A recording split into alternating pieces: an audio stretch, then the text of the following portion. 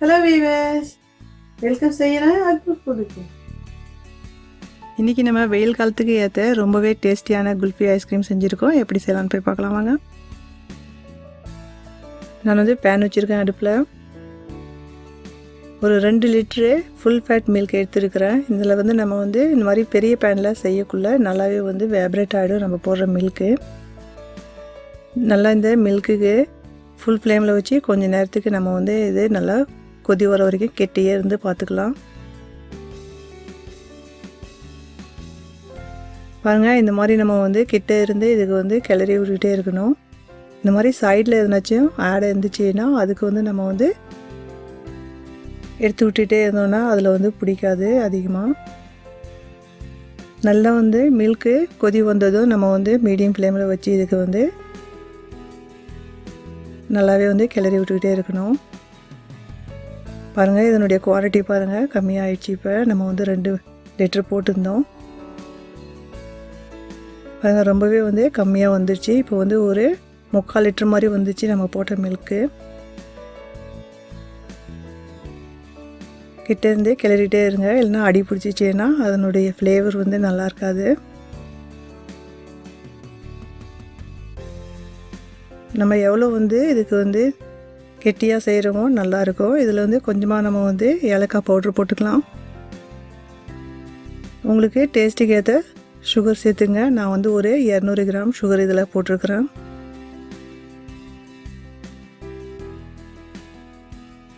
இதுக்கு நல்லாவே வந்து இதனுடைய சுகர் இதில் வந்து மெல்ட் ஆகிற வரைக்கும் அதுக்கும் நல்லாவே வந்து இதில் வந்து வேக வச்சுக்கலாம்.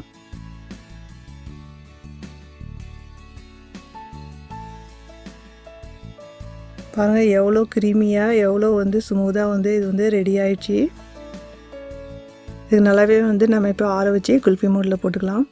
பாருங்கள், நான் வந்து சின்ன சின்ன கிளாஸுங்க எடுத்துருக்கிறேன். குல்ஃபி மோடு இருந்தால் குல்ஃபி மோட்லேயும் போட முடியும். நான் வந்து கிளாஸ்லேயே போட்டுக்கிறேன்.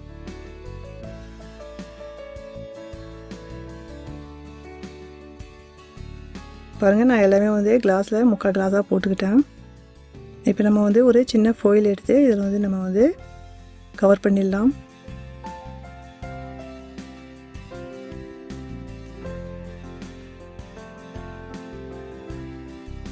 பாருங்கள், எல்லாமே நம்ம வந்து கவர் பண்ணிட்டோம்.